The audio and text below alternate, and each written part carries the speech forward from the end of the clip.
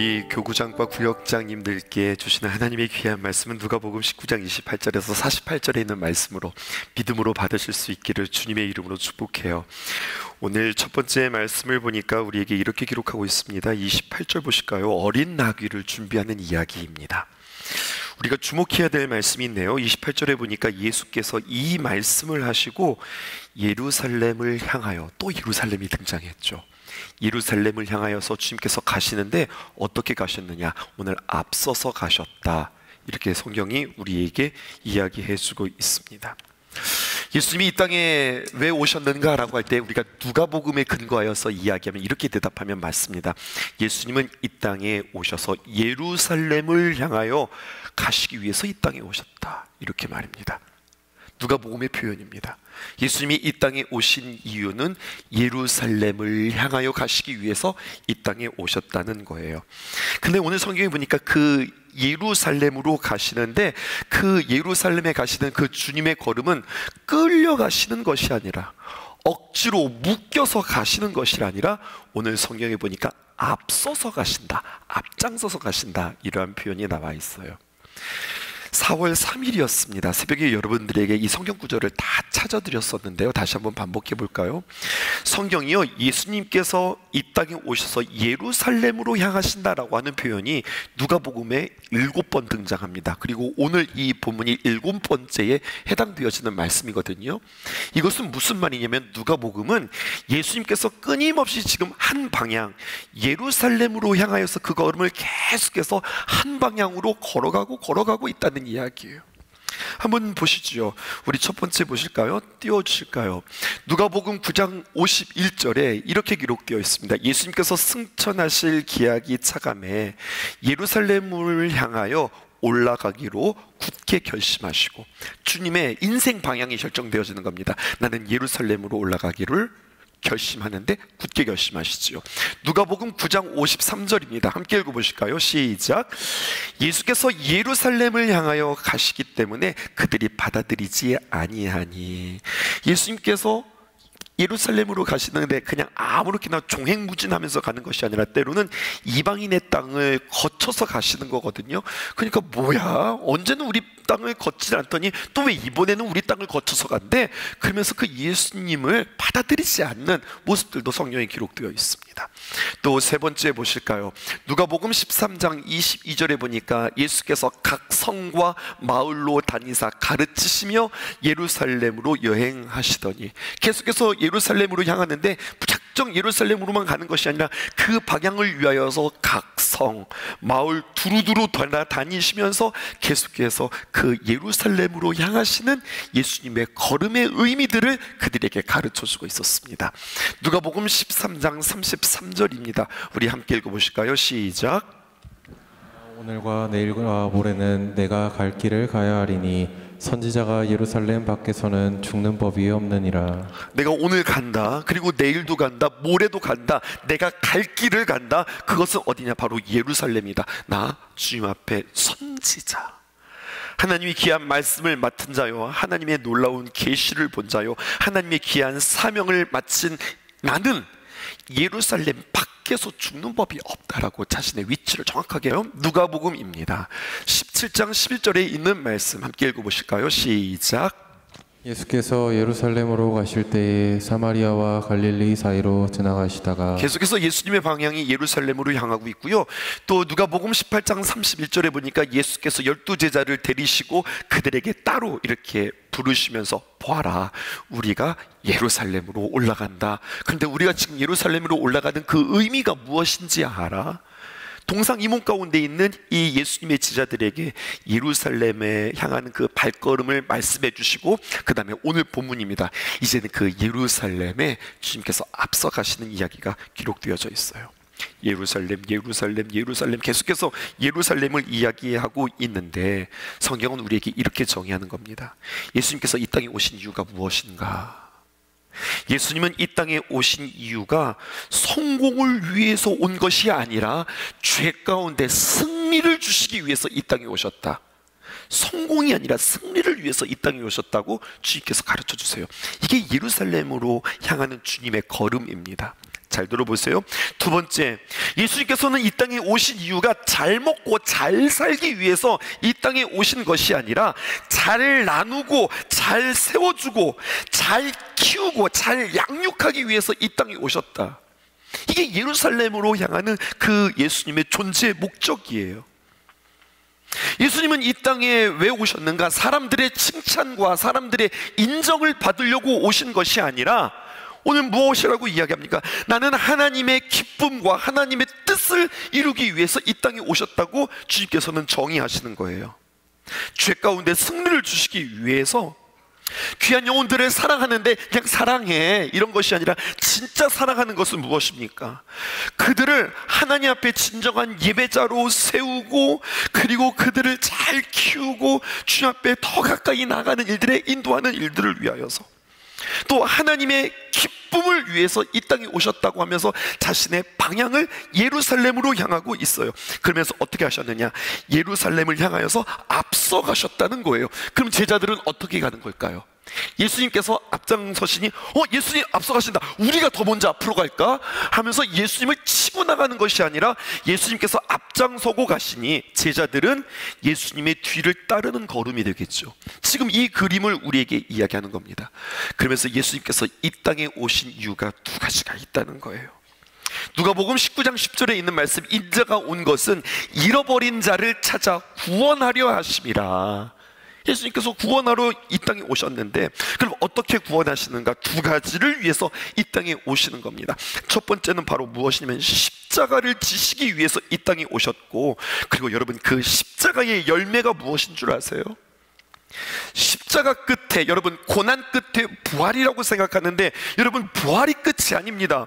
부활 끝에 주님께서는 제자들과 함께 하셨고 승천하셨고, 승천으로 끝난 것이 아니라 그 제자들에게 성령을 주셨고, 성령을 주신 것으로 끝난 것이 아니라 주님께서 이 땅에 교회를 세우셨습니다.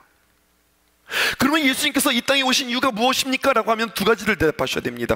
예수님께서 십자가를 지시기 위해서 이 땅에 오셨습니다.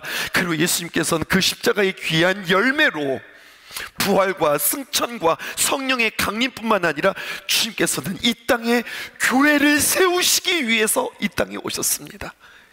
이것을 분명히 하셔야 되는 겁니다. 우리의 모든 죄를 대속하기 위해서. 왜 우리를 깨끗게 하십니까? 죄인은 천국에 들어가지 못하니까. 맞죠?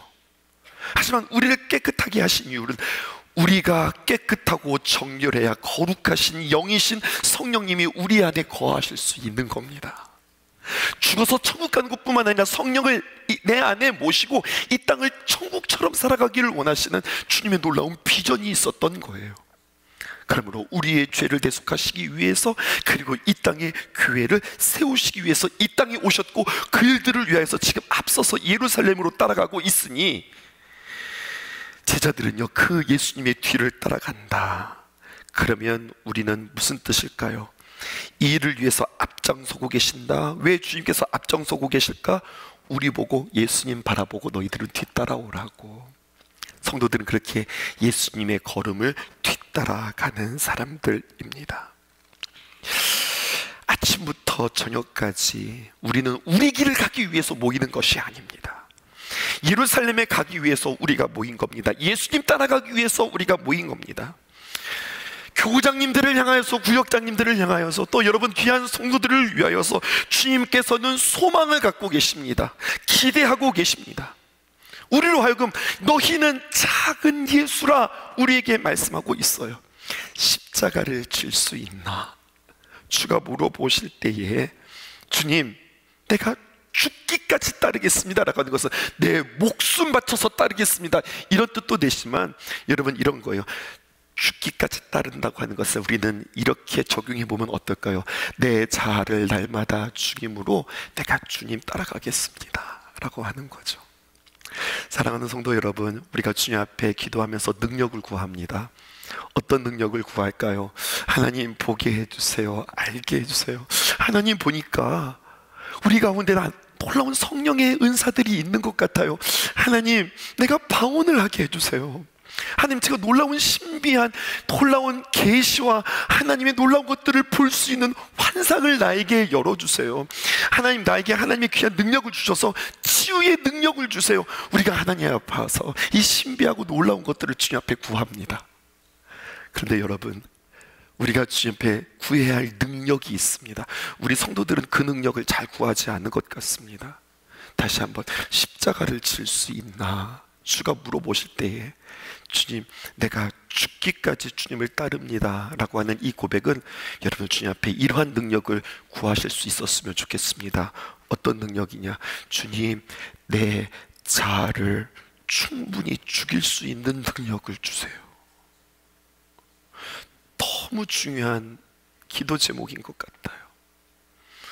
방언 주세요, 능력 주세요, 환상 주세요, 계시 주세요, 체험 주세요, 이런 것들도 중요하지만 주님께서 우리에게 앞장서시면서 우리에게 보여주신 길은 바로 무엇이냐? 주님, 나에게 능력 주시되 어떤 능력을 주시느냐? 아버지 하나님, 내 자신을 더 철저히 죽일 수 있는 그 능력 주세요. 주 앞에 기도하실 수 있기를 바라요. 또 하나님께서 우리를 부르셨어요. 주님께서 우리 앞에서 앞장서 가세요. 하나님은 이 땅에 왜 오셨습니까? 하나님과 인간 사이를 회복하시는 일에 그 길을 위하여 예수님께서 이 땅에 오셨어요. 우리도 마찬가지예요. 주님 뒤따라간다는 것은 무엇일까요? 주님이 무엇 하셨다고요? 하나님과 죄인이 인간 사이에 다리를 놓아주셨다고요. 그러면서 우리도 마찬가지예요. 우리가 사람들을 하나님께로 다리 놓는 일들에 주님께서 우리를 부르셨다는 거예요. 그럼 다리 놓는다는 게 무엇일까요? 다리를 놓아 하나님을 만난다고 하는 이야기인데, 여러분, 하나님을 만난다고 하는 것은 다른 말로 표현하면 그를 진정한 예배자로 세운다는 거예요. 예배는 우리가 하나님을 만나는 그러한 소중한 자리이니까요. 그러니까 우리가 주님을 따른다, 내가 주님이 하시는 일 나도 감당하고 싶어요 라고 한다는 것은 한 사람을 귀한 예배자로 세우는 일에 내가 쓰임받겠습니다 라고 하는 고백이에요. 또 예수님께서 이 땅에 왜 오셨어요? 우리의 죄를 용서해 주시기 위해서 이 땅에 오셨단 말입니다. 그럼 우리가 예수님의 뒤를 따르면서 우리가 어떻게 할까요? 많은 영혼들을 향해서 내 죄를 용서한다, 내 죄를 용서한다. 예수님께서 용서해 주셨듯이 우리가 많은 사람들을 용서하면서 살아갈까요? 우리는 용서할 수 있는 능력이 없습니다.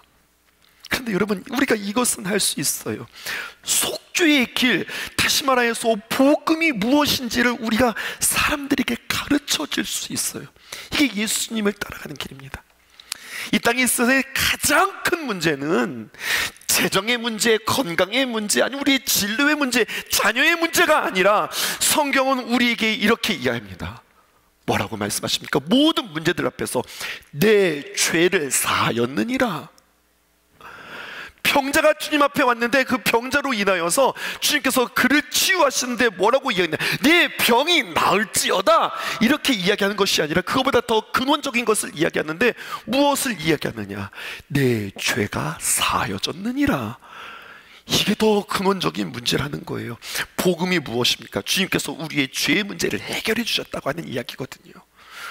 우리가 예수님처럼 죄를 사할 수 있는 능력은 없지만 그 죄 사함의 복음을 깨달아 그것을 많은 이들에게 가르쳐주는 일, 이것이 주님을 따르는 길이라 할 수 있겠습니다. 주님을 따른다는 것, 주님, 내 자아를 죽일 수 있는 능력을 주세요라고 주님 앞에 기도하는 것, 주님을 따라가는 것, 한 사람을 주님 앞에 귀한 예배자로 세우는 일, 주님을 따라가는 것 뿐만 아니라 복음의 핵심을 알아 죄와 구원의 귀한 말씀을 전하는 일, 그 일에 주님께서 우리를 부르셨다고 하는 사실입니다. 그러나 많은 사람들은 십자가를 지려고 하지 않고 왕관을 쓰려고 하는 데에 문제가 있다는 겁니다. 하나님과 인간 사이를 회복하는 일에 우리가 쓰임받아야 하는데 사람들 위에 군림하고 내 뜻, 내 주장을 하기 위하여서 우리가 힘쓰고 애쓴단 말입니다. 인간의 죄를 용서하시기 위해서 주님께서 이 땅에 오셨는데 오히려 우리는 주님을 알지 못하자 우리의 모든 행실들은 오히려 사람들이 죄 짓는 일들에 모이게 하고 힘쓰게 하고 어떻게 죄 짓는 일들을 우리가 도모하고 있더라는 이야기입니다. 그러니 우리는 주님 앞에 정신 바짝 차리고 내가 무엇으로 부름받았는가, 이것들을 기억하셔야 하겠습니다. 29절입니다. 감람원이라 불리는 산 쪽에 있는 벳바게와 베다니에 가까이 가셨을 때에, 이제 예루살렘에 거의 가까우실 때에 예수님께서 제자 둘을 보내세요. 그러면서 뭐라고 이야기하시든가, 30절에 보니까 이렇게 이야기하고 있습니다. 이르시되 너희는 맞은편 마을로 가라. 그리고 들어가면 아직 아무도 타보지 않은 나귀 새끼가 메어 있는 것을 보리니 풀어 끌고 오라. 주님께서 이렇게 이야기하세요. 그런데 여러분, 이 말을 잘못 들으면은요, 이런 이야기랑 똑같은 거예요. 조금 험하게 이야기해 볼까요? 예수님의 제자들 2명을 불러다가 야, 저기 마을에 가가지고 나귀 새끼 하나 훔쳐와. 어쩌면 이렇게 들리는 이야기일 수도 있어요. 아니, 가자마자 나귀 새끼가 묶여 있을 거야. 그리고 너희들은 그 앞에 가서 그 나귀 새끼에 묶인 것들을 푼다. 그리고 풀고서 그것들을 끌고 온다. 그리고 내 앞에 가지고 와. 이거는 훔치라는 얘기 아닐까요? 제자들이 당황합니다. 그런데요, 예수님께서는 이렇게 이야기하죠. 31절 보실까요? 만일 누가 너희에게 어찌하여 푸느냐 묻거든 말하기를 주께서 쓰겠다 하라 라고 이야기하라는 겁니다. 그리고 굳이 아무도 타보지 않은 나귀 새끼를 가지고 오라고 하시는 예수님의 그 의도는 무엇일까요? 성경 스가랴서 9장 9절에 보면 이미 예언되어진 바 이런 말씀이 있었습니다. 시온에 따라 크게 기뻐할지어다. 예루살렘에 따라 즐거이 부를지어다. 지금 시온의 딸, 예루살렘의 딸이라고 이야기하고 있는데, 이것은 비유의 표현입니다. 무슨 비유냐? 모든 이스라엘 백성들을 통칭하는 이야기입니다. 보라, 내 왕이 내게 임하리니 그는 공의로우시며 구원을 베푸시며 겸손하셔서 나귀를 타시나니 나귀의 작은 것 곧 나귀 새끼니라 라고 하는 예언의 말씀이 스가랴서 9장 9절에 있었어요. 예수님이 예루살렘에 입성하실 때 나는 왕이야, 나는 왕이야. 그런데 어떤 왕이에요? 세상과 같은 왕이 아니라 이 땅을 구원할 주님께서 세우신 주의 왕이야 라고 하는 그의 고백이 자신에게 있었던 거예요. 그리고 나 왕인데, 이것으로 끝난 것이 아니라 하나님의 귀한 말씀의 성취가 자신의 삶 가운데서 하나하나 이루어지는 일들을, 그 말씀의 귀한 성취를 자신의 어떤 선택들을 통하여서 이루어가고 있어요. 이것을 우리 구역장님들 또 교구장님들에게 한번 적용해 볼까요? 우리는 이렇게 이야기할 수 있습니다. 무엇이냐? 예수님께서 예루살렘에 입성하세요. 세상은 아무도 예수님을 왕으로 섬기지 않았고 인정하지 않았어요. 그런데 보세요, 그럼에도 불구하고 세상 사람들이 나를 인정하지 않는다 할지라도 자신에 대한 걸음, 자신에 대한 확신을 놓치지 않고 하나님의 귀한 말씀의 성취 가운데 자신을 포함시키세요. 마찬가지예요. 내가 교구장이 되었어요. 내가 구역장이 되었어요. 내가 어떻게 교구장이 되었지? 내가 어떻게 구역장이 되었지? 내가 어떻게 영혼을 섬기는 자가 되었지? 자신의 걸음, 자신의 존재에 대한 확신을 놓치지 않고 살아가셔야 해요.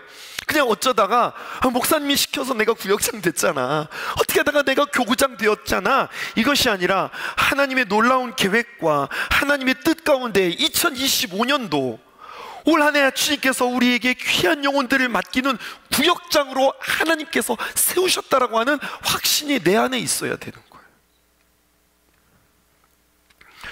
어제와 오늘 대천 고향에서 제자들이 올라왔어요.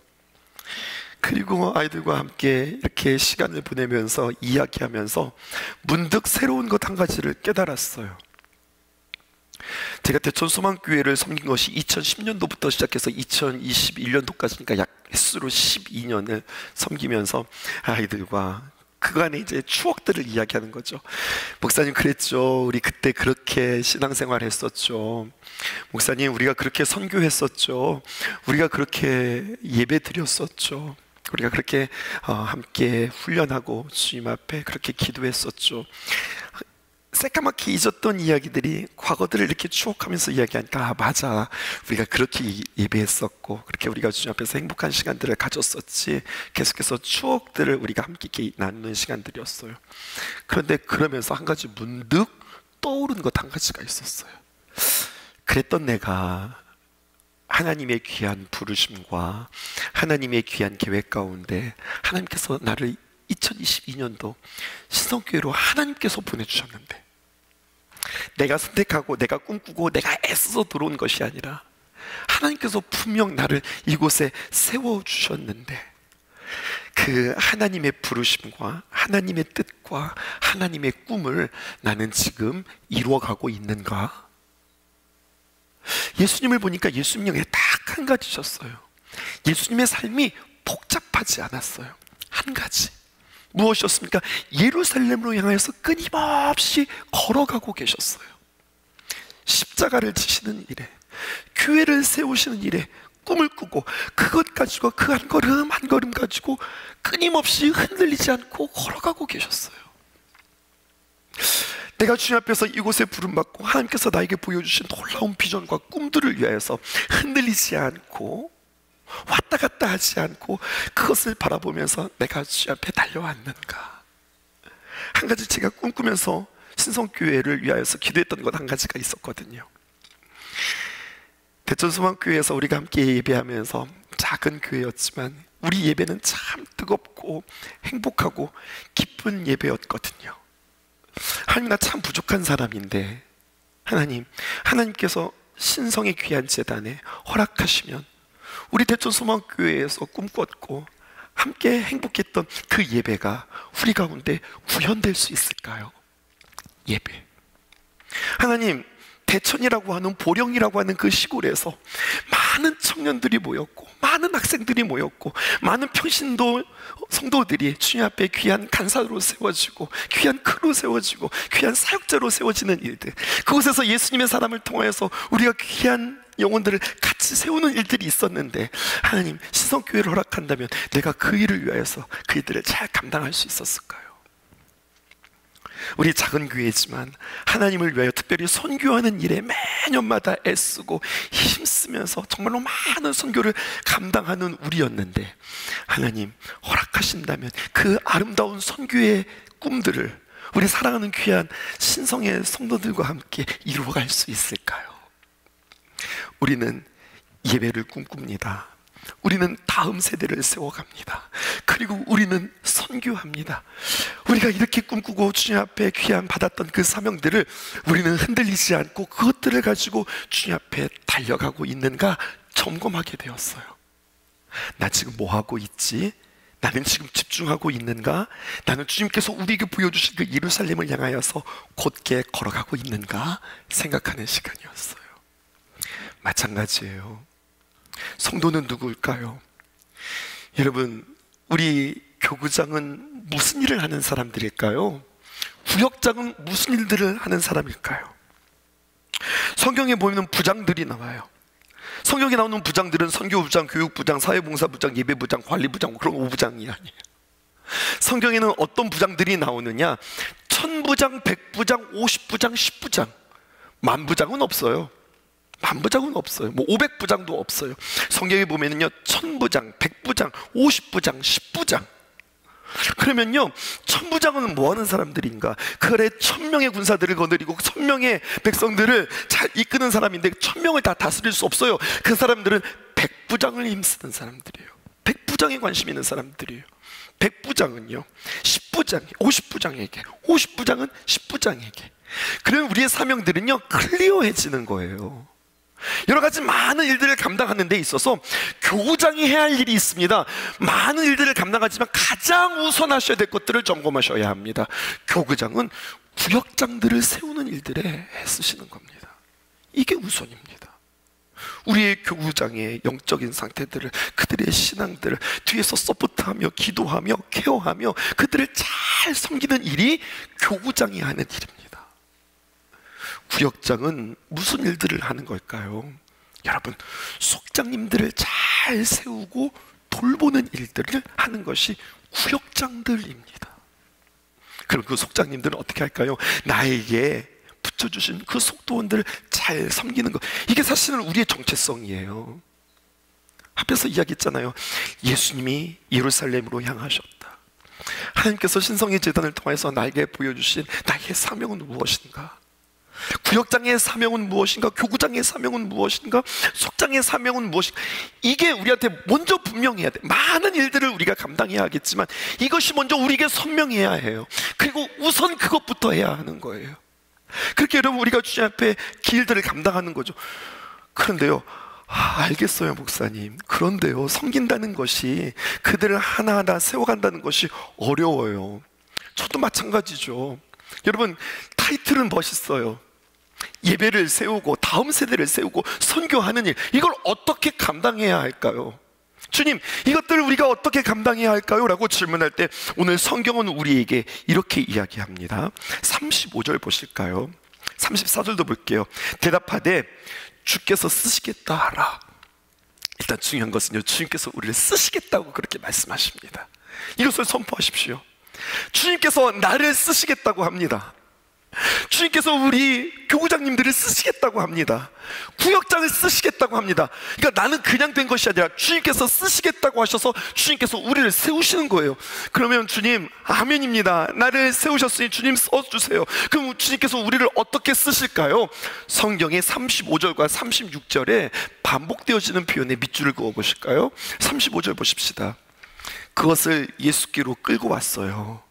이게 끌려오네요. 가서 나귀를 풀니까 뭐 하는 거예요? 주인이 이야기하지 않겠어요? 얼마나 깜짝 놀랐을까요? 하지만 주님께서 말씀하신 대로 그대로 이야기합니다. 주님께서 쓰시겠다 하셨습니다. 주님께서 다 가르쳐 주셨거든요. 그런데 놀라운 일들이 일어나요. 그걸 풀어주는 거예요. 그래요? 가져가세요. 이렇게 되는 거죠. 그 일들이 이루어지네요. 그래서 이런 일도 있네 하면서 정말로 기뻐하며 또 신기해하며 그 어린 나귀 새끼를 주님께로 가지고 왔습니다. 그런데 보세요, 그들이 어떻게 했는지. 그것을 예수께로 끌고 와서 어떻게 해요? 자기의 겉옷을 나귀 새끼 위에 걸쳐놓고 예수님을 태웁니다. 원래 예수님 이렇게 태우는 거 아니에요. 여러분, 나귀 새끼가 우리가 타봤어야죠. 근데 여러분, 우리가 말을 타보잖아요. 말에도요, 그냥 탈 수 없어요. 미끄러져요. 어떻게, 그러니까 말에는 안장을 올려야죠. 그리고 사람이 타야죠. 근데 물론 나귀 새끼니까 작으니까 그 나귀 새끼 위에 안장을 올릴 수는 없지만, 여러분, 예수님이 그냥 탈 수는 없는 거거든요. 제자들도 알았던 것 같아요. 어떻게 하지? 예수님을 모셔야 하는데 어떻게 하지? 근데 보니까 자기에게 있는 것들이 있는 거예요. 뭐 없는 것들을 가져다가 막 빚져가지고 밖에 나가서 사가지고 오는 게 아니라 자신들이 뭐가 있는 거예요? 겉옷이 있는 거예요. 그랬더니 그 겉옷을 벗겨서 그 나귀 위에 올려놓고 예수님을 모십니다. 야, 지금 뭐 하는 거야? 아니, 여기 겉옷을 걸쳐놓고 나보고 거기 앉으라고 그래? 예수님께서 이렇게 말씀하지 않으시네요. 그렇게 겉옷을 올려놓은 그 자리 위에 예수님께서 앉으십니다. 또 보실까요? 36절에 보십시다. 또 예수님께서 그렇게 올라타서 걸어가시는데 그들이 어떻게 합니까? 자기의 겉옷을 또 길에 펴니다. 또 뭐가 등장했어요? 겉옷이 등장했죠. 35절에도 겉옷이 등장하고 36절에도 겉옷이 등장했어요. 이것은 우리에게 무엇을 말하는 걸까요? 내게 있는 것 그거 보잘것 없지만 주께 드리면 주님께서 쓰실 줄 믿습니다. 오늘 성경은 우리에게 이거 이야기하는 거예요. 삭개오, 너는 뭐가 있어? 삭개오, 너는 뭐가 있어? 삭개오에게는 많은 재물이 있는 거예요. 그럼 그 많은 재물을 가지고 주님께 드려 주님 앞에 아름답게 쓰임 받는 거예요. 어린아이가 주님 앞에 마음을 조아리며 서 있습니다. 너는 뭐 있어? 저는 보리떡 5개와 물고기 2마리 있는데요. 나에게 있는 것은 많은 돈이 아니에요. 어린아이가 무슨 많은 돈이 있겠어요?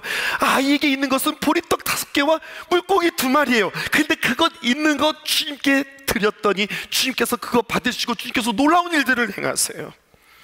제자들, 너에게는 뭐가 있어? 저에게는요 돈도 없고요, 저에게는 보리떡 5개 물고기 2마리도 없어요. 우리한테 뭐가 있지? 보았더니 우리에게는 겉옷인데요, 그 겉옷 주님 앞에 드렸더니 주님께서 그 겉옷을 쓰세요.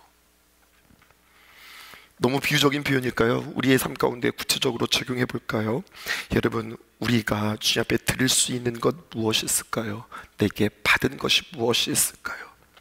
내가 오늘날 이 모양으로 이렇게 신앙생활 하기까지는 누군가 나를 위해서 중보하며 기도했던 그 힘이 나에게 있기에 저 이렇게 신앙생활 하기까지는요, 나의 뒤에서 누군가가 기도해 주셨던 기도의 힘이 있어요.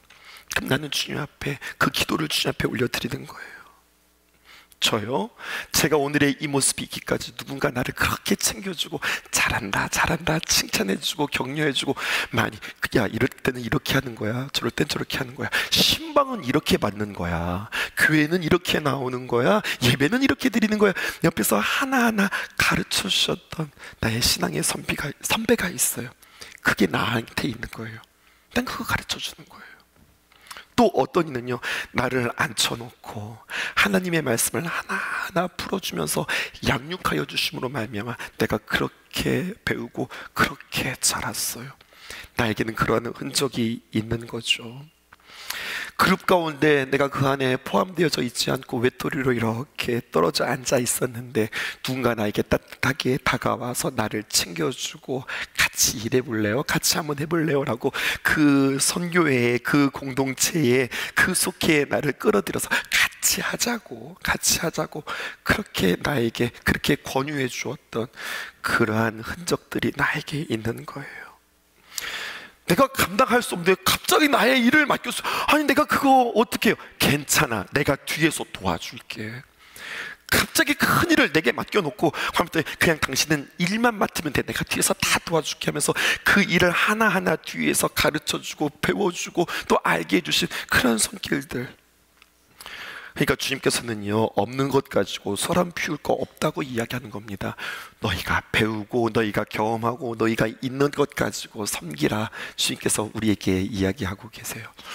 참 가진 것 보잘것 없고 초라해 보이지만 주님께서 쓰시겠다 하면은 아름답게 쓰일 수 있다고 오늘 주님께서 말씀하시니, 오늘 주님 앞에 그렇게 내가 가지고 있는 것 주님 앞에 드리는 귀한 교구장님들, 또 구역장님들, 사랑하는 성도 여러분 되어주기를 주님의 이름으로 축복합니다. 오늘 누가복음에 있는 말씀의 해설에 35절과 36절을 매일 성경은 이렇게 설명해주고 있습니다. 제자들이 겉옷을 얻은 나귀 새끼를 타고 예수님께서 예루살렘에 입성하십니다. 제자들이 자기들의 겉옷을 길에 펴면서 따르기는 하지만 세상의 왕들에 비하면 참 볼품없는 그러한 입성입니다. 하지만 주님의 나라는 겸손과 섬김과 희생으로 세워져 가는 나라입니다. 자기를 낮추는 곳에 압제와 선동이 아니라 헌신과 섬김을 통하여서 그 평화가 이루어집니다. 무엇보다도 영혼을 섬기는 일들은 쉽지 않습니다. 어떻게 해야 할까요? 하나님 나에게 능력 주세요. 나에게 입술에 권세를 주시고 논리력을 주시고 설득력을 주셔서 내가 저들에게 말할 때 저들의 마음이 싹 움직일 수 있도록 하나님 그런 능력 주세요라고 기도하는 것이 아니라 어떻게 기도하시라고요? 하나님 내게 능력 주시는데 하나님 내가 죽을 수 있는 능력을 주세요. 그렇게 기도하는 여러분 되기를 원합니다. 주님, 내가 사람의 말 전하는 것이 아니라 하나님의 복음의 말씀 전하는 내가 되어줄 수 있도록 도와주세요. 그렇게 주님 앞에 기도하실 수 있기를 주님의 이름으로 축복합니다. 한 가지 더 주님 앞에 고백할 때에 하나님, 내가 저 사람이 진정한 하나님 앞에 나아가는 예배자로 쓰여지는 일들에 내가 귀한 다리처럼 작은 예수처럼 그렇게 주님이 귀한 축복의 통로로 내가 쓰여지기를 원합니다. 주께서 쓰시겠다 하라. 주님께서 그렇게 계획하고 계시는 그 주님의 부르심에 응답하며 나아가는 저와 여러분들 되어지기를 주님의 이름으로 축복합니다. 기도하겠습니다.